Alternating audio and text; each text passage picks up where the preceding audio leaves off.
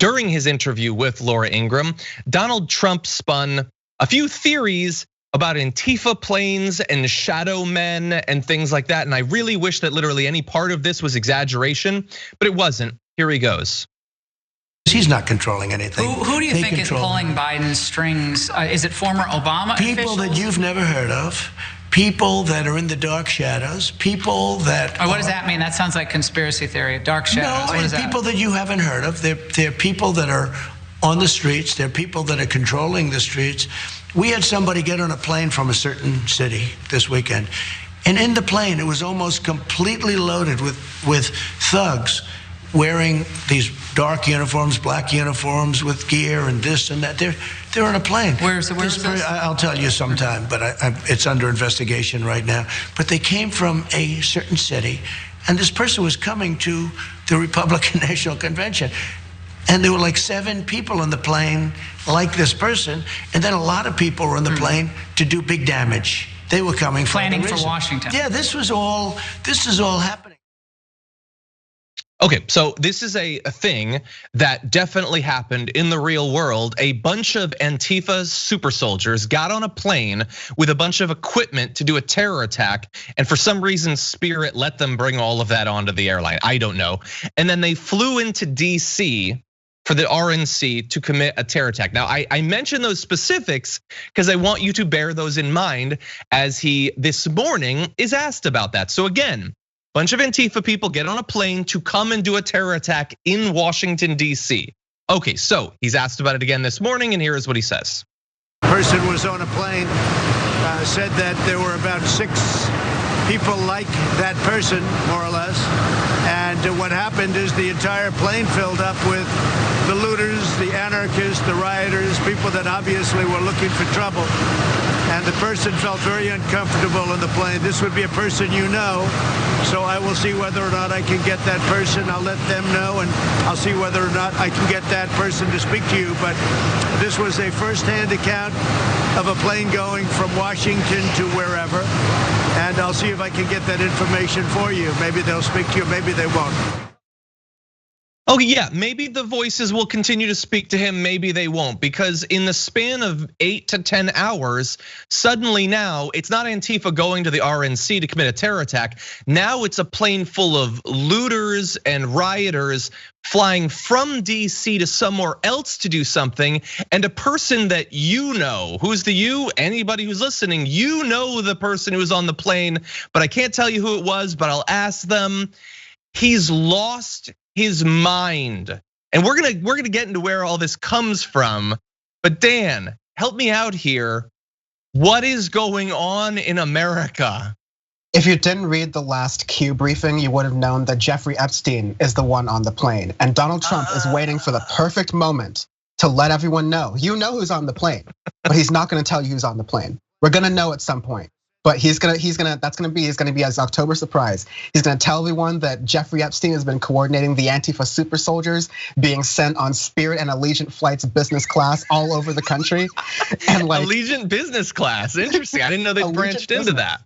Yeah, after Trump planes went under, Allegiant folded their business class, and that's what it became.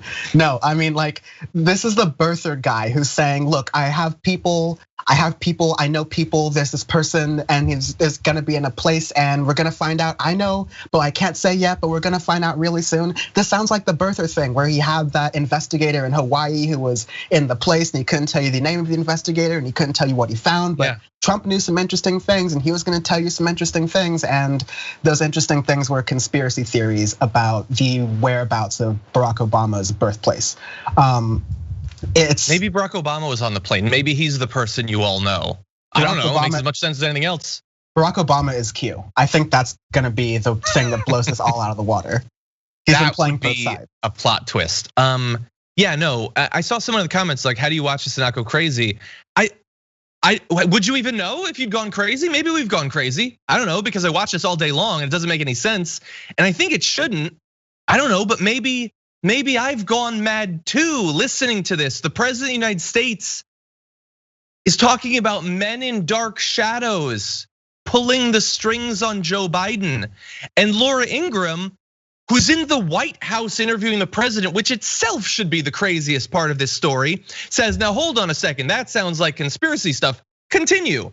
She's not bothered by the fact that it's a raving lunatic conspiracy theory. She just wants to note for the record that it kind of sounds crazy. In the same way that she input, hey, the golf choking thing, maybe you shouldn't talk about the cops. She's not actually bothered by it. She's just doing damage control for America's lunatic grandpa.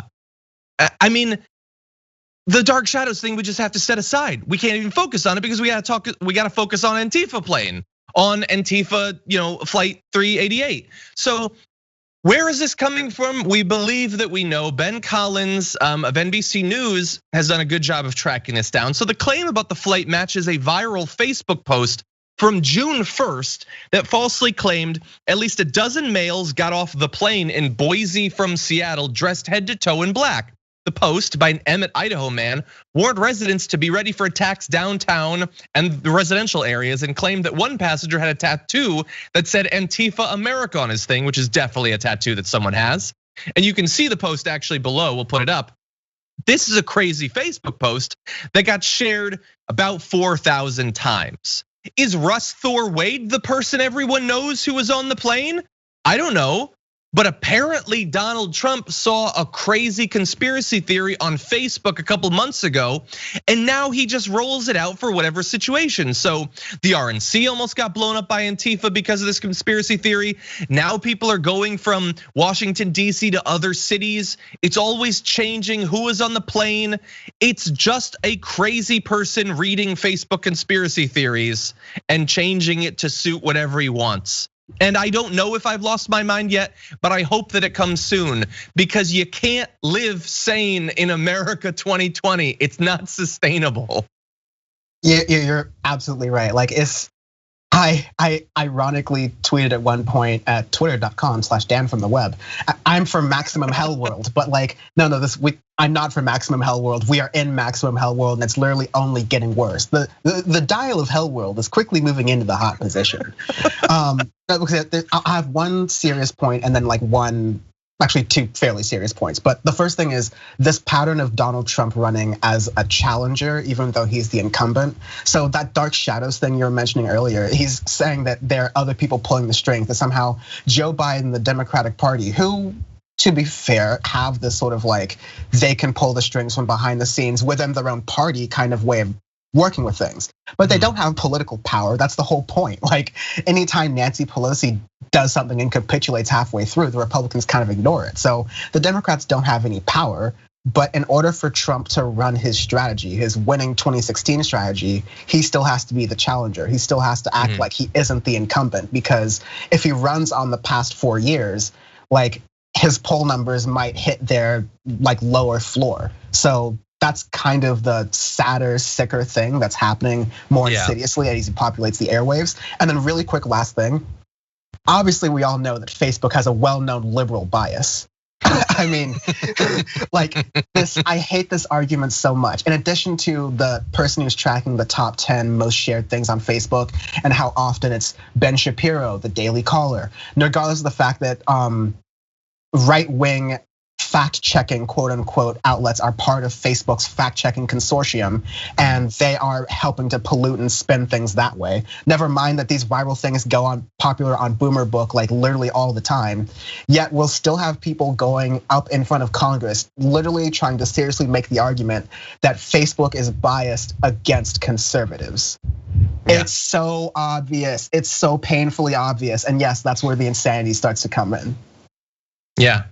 And so here's the thing about having a cult of personality worshiping an insane person is that it trickles down, and all of the followers have to match the crazy, because if they weren't to do that, they would have to acknowledge that this is insane.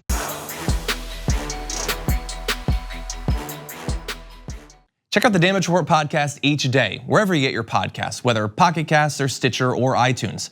You can join me as I give you the news and stories you want, with a range of co-hosts and interview guests jumping in on the fun each day. Again, that's the Damage Report, wherever you get your podcasts. And if you get them at iTunes, don't forget to rate and review. Sometimes I'll read them live on the show.